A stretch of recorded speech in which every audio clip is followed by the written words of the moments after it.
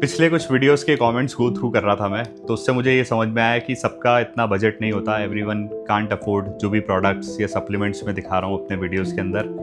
तो इस वीडियो में कुछ मैं पावरफुल टेक्निक्स शेयर करने वाला हूँ जिसको मैं पिछले 2 सालों से फॉलो करता हुआ आ रहा हूँ और काफ़ी ज़्यादा हेल्प हुई है मुझे अपने हेयर को रिकवर करने के लिए। ठीक है, जिसको भी कोई भी कर सकता है ये बेसिकली, जिसको भी एंड्रोजेनेटिक एलोपेशिया है, male pattern baldness, female pattern baldness, वो कोई भी फॉलो कर सकता है। सब में ही इफेक्टिव है। अगर कंसिस्टेंटली इसको 6 महीने तक फॉलो किया तो डेफिनेटली रिजल्ट्स मिलेंगे ही मिलेंगे। ये जो भी टेक्निक शेयर करने वाला हूँ इस वीडियो में, वो किसी भी हेयर सप्लीमेंट, किसी भी हेयर प्रोडक्ट से बहुत ज़्यादा इफेक्टिव है। सो अगर जेनेटिक्स के ऊपर ब्लेम करके अपने हेयर रिकवरी के ऊपर गिव अप नहीं किया है तो ये वीडियो को ध्यान से देखना। सबसे पहली टेक्निक इन्वर्जन एक्सरसाइजेस, जिन्हें मैं स्कैल्प एक्सरसाइजेस भी बोलता हूँ। Head drop, neck raises, leg on the wall, head stand, partial head stands. Basically we take our scalp below our body level so that by the virtue of gravity जो blood flow है वो हमारे scalp तक direct होता है और हमारे hair follicles तक न्यूट्रिशन बहुत ज़्यादा पहुंचता है, प्रोवाइडेड कि हमारे ब्लड में ऑलरेडी न्यूट्रिशन अवेलेबल हो। ठीक है, उसके लिए हमारी डाइट का अच्छा होना बहुत ज़्यादा ज़रूरी है। तो जो भी अगर न्यूट्रिशनल डेफिशिएंसी की वजह से हेयर लॉस हो रहा है तो वो गैप को ब्रिज कर सकते हैं बाय डूइंग दीज एक्सरसाइजेस। ठीक है, ये तो एक एस्पेक्ट हो गया इसका। इन्वर्जन एक्सरसाइजेस का एक और फायदा है, उसको समझने के लिए पहले ये समझना पड़ेगा कि how DST is involved in pattern baldness. सबको पता है कि डीएसटी की वजह से हेयर लॉस होता है, बट वो पैटर्न कैसे फॉर्म होता है, पैटर्न बॉल्डनेस जिसे कहते हैं, क्राउन एरिया जाता है, पहले रिसीड होती है हेयरलाइन। 2015 में एक बहुत ही इंटरेस्टिंग स्टडी हुई थी जहाँ पे मैकेनिकल टेंशन को कोरिलेट किया गया था पैटर्न बॉल्डनेस के साथ। तो जहाँ भी स्कैल्प के ऊपर टेंशन सबसे ज़्यादा होती है, मैकेनिकल टेंशन और कंप्रेशन जहाँ पे सबसे ज़्यादा होता है, वो एग्जैक्टली मैच हुआ पैटर्न बॉल्डनेस के साथ। मैकेनिकल टेंशन मतलब कि हमारे स्कैल्प में, टॉप ऑफ द स्कैल्प पे कांस्टेंट प्रेशर बना रहता है, कांस्टेंट कंप्रेशन बना रहता है। ठीक है, हमारी स्किन और हमारे स्कल के बीच में जो डर्मल लेयर होती है, dermal layer basically is the layer where are hair follicles reside. Dermal layer अगर सॉइल की तरह है तो हमारे हेयर फॉलिकल्स सीड की तरह है। ठीक है, तो वो जो लेयर होती है वो यहाँ पे सबसे ज़्यादा थिन आउट पहले होने लगती है क्योंकि हमारे स्कल के अगेंस्ट में वो कंप्रेस हो रही होती है। कभी देखा होगा जिसका ऑलरेडी हेयर लॉस हो चुका है काफ़ी ज़्यादा क्राउन एरिया से, तो उसकी स्किन जो क्राउन एरिया की रहती है वो बहुत ज़्यादा हार्ड, बहुत ज़्यादा स्मूथ हो जाती है, जैसे कि उसके मतलब बीच में कोई लेयर ना हो, स्कल के बीच में और स्किन के बीच में। सो डीएसटी का रोल तो बहुत बाद में आता है। सबसे पहले आता है हमारे स्कैल्प में कंप्रेशन, कांस्टेंट टेंशन जो बना रहता है। उसके बाद आता है इन्फ्लेमेशन। इन्फ्लेमेशन से डीएसटी वहाँ पे डिप्लॉय होता है हमारे स्कैल्प में, और डीएसटी क्या करता है, स्कार टिश्यूज़ बनाता है, और स्कार टिश्यूज़ हमारे डर्मल लेयर में स्पेस ऑक्यूपाई करना चालू करते हैं, जिससे कि हमारे हेयर फॉलिकल्स सफोकेट होने लगते हैं और वो बहुत ज़्यादा मतलब सर्वाइव नहीं कर पाते। इसलिए फिर इवेंचुअली वो डॉर्मेंट हो जाते हैं, डेड हो जाते हैं। लोग मतलब ज़्यादातर फोकस डीएसटी के ऊपर करते हैं, डीएसटी ब्लॉकर्स खाने लगते हैं। आई मीन डीएसटी ब्लॉकर्स मैंने आज तक नहीं लिए, मुझे नहीं पता वो कितने इफेक्टिव हैं कितने नहीं है, पर अगर रूट कॉज है ना, अकॉर्डिंग टू दिस स्टडी, वो जो मैकेनिकल टेंशन होता है हमारे स्कैल्प में बनने लगता है वो है।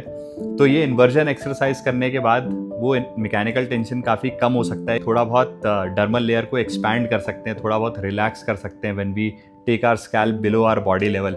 ये जो स्टडी हुई थी 2015 में, ये बहुत ही अच्छे से एक्सप्लेन करती है कि how the pattern is formed in hair loss, male pattern baldness, female pattern baldness. ठीक है, काफ़ी अच्छे से एक्सप्लेन करती है। मैंने स्टडी का लिंक शेयर कर दिया है डिस्क्रिप्शन में। तो basically the way I do these exercises, सुबह मॉर्निंग में उठने के बाद व्हेन आई फ्रेशन अप, उसके बाद मैं 2 मिनट के लिए हेड स्टैंड कर लेता हूँ, प्रॉपर हेड स्टैंड 2 से 3 मिनट के लिए। फिर I go for my morning workouts. Morning workout के बाद मैं लेग ऑन द वॉल कर लेता हूँ 5 मिनट्स से 10 मिनट्स के बीच में। फिर उसके बाद दिन में मुझे जब भी टाइम मिलता है तो मैं हेड ड्रॉप कर लेता हूँ, नेक एक्सटेंशन कर लेता हूँ। I mostly prefer doing these exercises empty stomach. खाना खाने के 1 घंटे बाद तक नहीं करता, बाकी कभी भी कर सकते हैं उसको। सेकंड जो टेक्निक है वो है प्रैक्टिसिंग स्टिलनेस, मेडिटेशन भी बोल सकते हैं उसको। So the way I do it, I lie down on the floor, I close my eyes, even blind fold them, I cover my years, कुछ भी उसमें प्लग कर लेता हूँ। ठीक है, और I just lie down, close my eyes and focus on my breathing, focus inwards, focus on the gravity.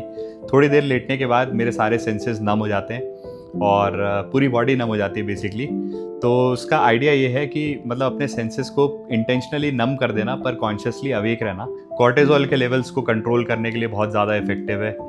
Mental clarity आ जाती है। लाइफ में कोई भी क्राइसिस या कोई भी प्रॉब्लम के थ्रू जा रहे हो, ठीक है, तो उससे निकलने में भी काफ़ी ज़्यादा हेल्प मिलेगी क्योंकि you get this wider picture. ठीक है, वाइडर पर्सपेक्टिव मिल जाता है। चीज़ों को अच्छे से एनालाइज कर पाते हो, चीज़ों पे जूम इन कर पाते हो where exactly the problem is. Bottleneck basically figure out करने के लिए बहुत ज़्यादा हेल्पफुल है। पहले मैं 10 मिनट करता था, उसके बाद सो जाता था, और अभी मतलब मैं काफ़ी देर तक मैं फोकस कर सकता हूँ। ठीक है, तो हाफ एन आवर 40 मिनट्स मैं अभी कर लेता हूँ। पहले जब मैंने स्टार्ट किया था तो I used to do it for 10 minutes 15 minutes max. Third जो टेक्निक है वो है अनइंटरप्टेड स्लीप। बहुत ज़्यादा सिंपल साउंड करता है लेकिन है उतना ज़्यादा ही डिफिकल्ट। मतलब मुझे बहुत ज़्यादा टाइम लग गया है रूटीन को स्टैब्लिश करने के लिए। जो एक अनइंटरप्टेड स्लीप होती है उसके लिए एक वाइंड डाउन रूटीन बहुत ज़्यादा ज़रूरी होता है।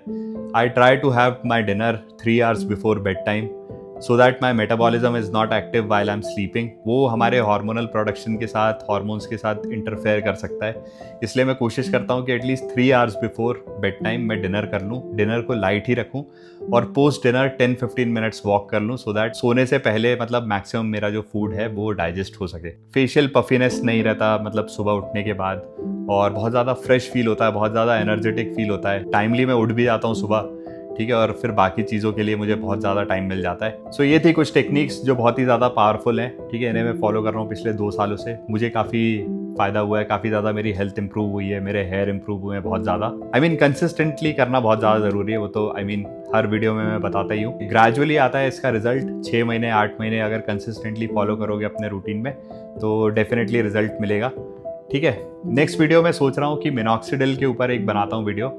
जो लोग मिनॉक्सिडिल ऑलरेडी यूज़ कर रहे हैं और क्विट करके अगर नेचुरल हेयर सीरम्स के ऊपर स्विच करना चाहते हैं विदाउट लूजिंग मच हेयर, तो I have a plan for that. Dandruff के बारे में भी थोड़ी बहुत बात करेंगे। डैंड्रफ रिलेटेड इश्यूज़ भी बहुत ज़्यादा कॉमन है, मुझे बहुत ज़्यादा क्वेरीज भी आती हैं उसको लेकर के, तो I try to address that. और कुछ सोल्यूशन है मेरे पास, क्योंकि मुझे भी डैंड्रफ का इशू हुआ था previously, that is under control now, वो भी मैं शेयर करूँगा नेक्स्ट वीडियो में। So that's it for this video. Stay tuned and thank you for watching.